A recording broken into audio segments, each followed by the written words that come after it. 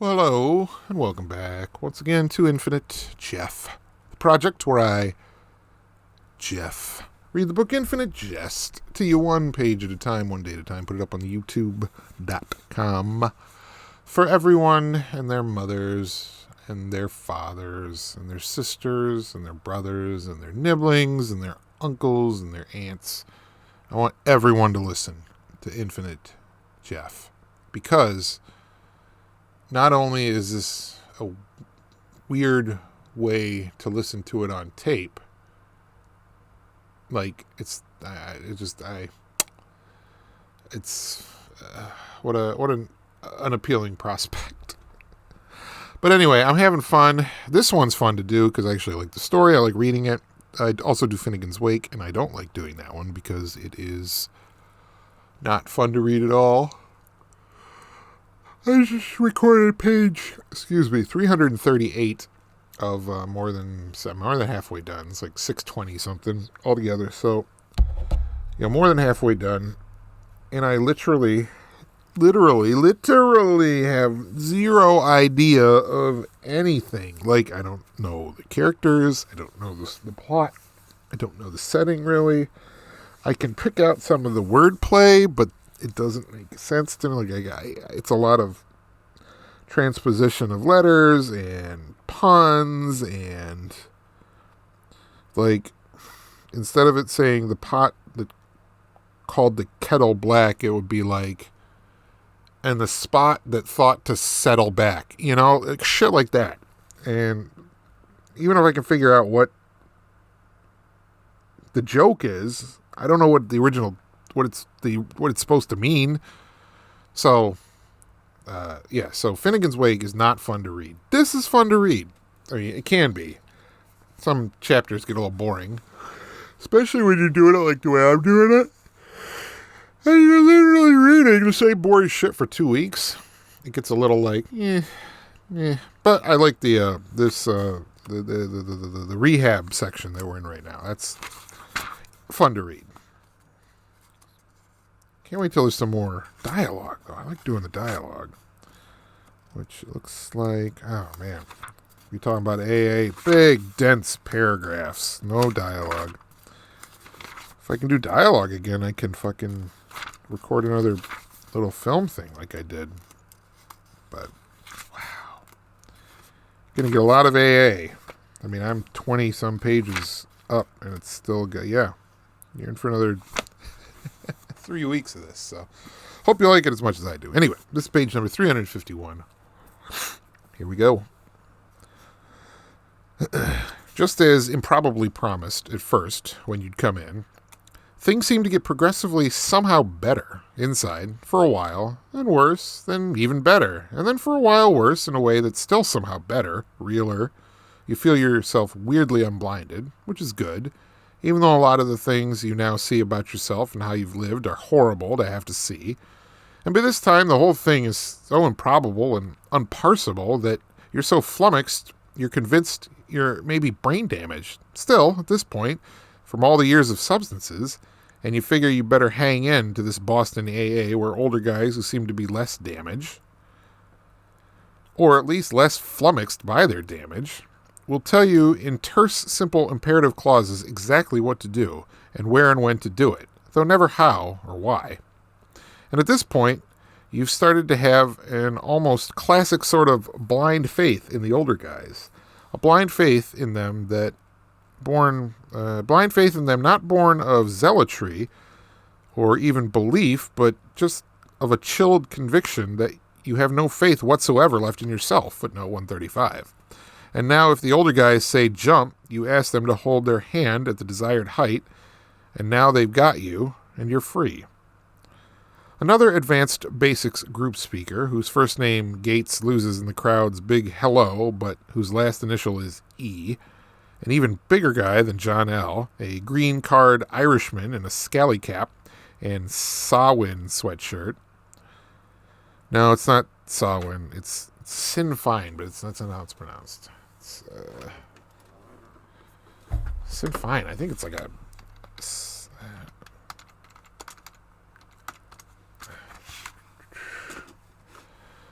Yeah, Socialist Party of Northern Ireland. How do you say that?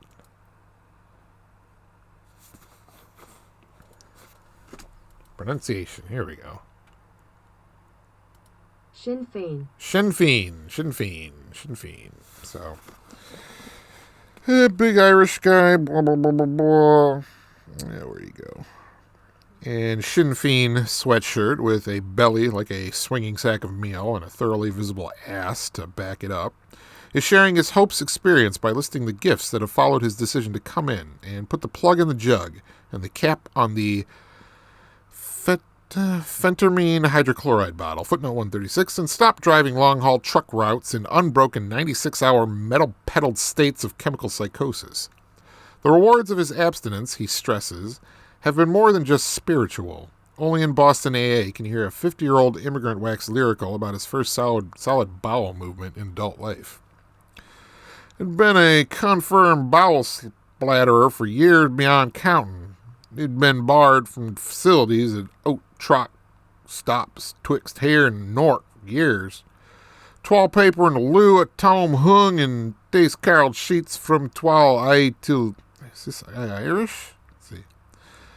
I'd been a confirmed ball splatterer for years beyond counting. I'd been barred from facilities at truck stops twixt here and Nark for years. Wallpaper in the loo Tom hung these carled sheets from the wall I till yo. But now one day, I'll remember as always, twerk awake and ta'd offer stewed oop for me 90-day chip. I were 3 months sober. I were there on old throne at home, you know. Not put too fine a point on it. I produced as Usulan, and I was so amazed as to not believe in me ears. 'Twas a so unfamiliar till I first dropped me wallet in the loo, you know. I thought I'd drop me wallet in the loo as good as me witness. So done I band twixt my knees, and I'd look into the loo. Couldn't believe my eyes. So God pipe I do, and I dropped to my knees to loo. And I'd a real look, a lover's look, you know. And friends, 'twere lovely past me per powers day. 'Twere a tard in the loo, a real tard. 'Twere fine and tempered and iver so gently etched, looked constructed instead sprayed. Tooked as I felt in me out good. All right. Tomorrow you're going to have a little bit more of this Irish accent. I'm sorry it's so bad. It's like it's written like that. So I'm trying to make it, it'd be the kind of thing that I could practice and get down and have it sound okay. Because it's written out pretty well, but just trying to parse it out. Just, you know, I don't like practice any of this beforehand. It's all off the cuff, essentially. So, first I was like, is this like a southern accent? But nah. I've been a confirmed bull splatter for years beyond counting. And been barred from facilities at truck stops twixt there and north years. Do you want me to translate? I can translate what he said. So, I'd been a confirmed bowl splatterer for years beyond counting. I'd been barred from the facilities at truck stops betwixt here in, I'm guessing it's Newark. It's either Newark or New York. It says Nork, N-O-R-K, for years. The wallpaper in the loo that hung in these curled sheets from the wall, I tell ya.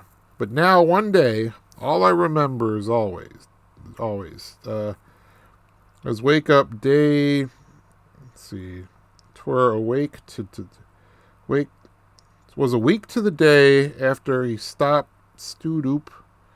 up for his 90-day chip, you know, his AA chip. I was 3 months sober.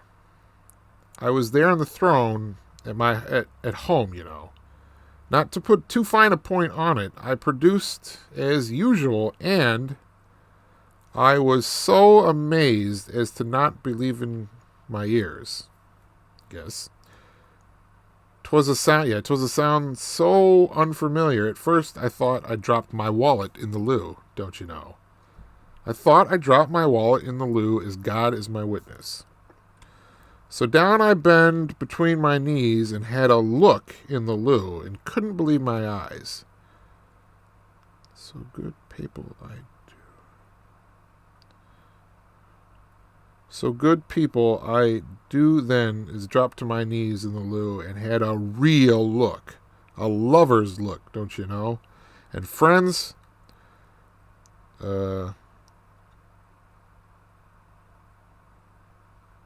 'twere lovely past me per powers to say. Was a turd in the loo, a real turd. Was firm and teppered and ever so gently ached. Looked constructed instead of sprayed. Looked like I felt in my good heart. So that's essentially what he's saying, this Irish guy. In case you were wondering, I know my one listener loves the turd talk, but I mean, I guess if you haven't had a solid bowel movement for decades and you have one, it's probably like, whoa, cause celeb, I guess. So, but anyway, that was page number 351. We got a little bit more of this Irish dude on the next page, so look forward to that. But anyway, have a good night.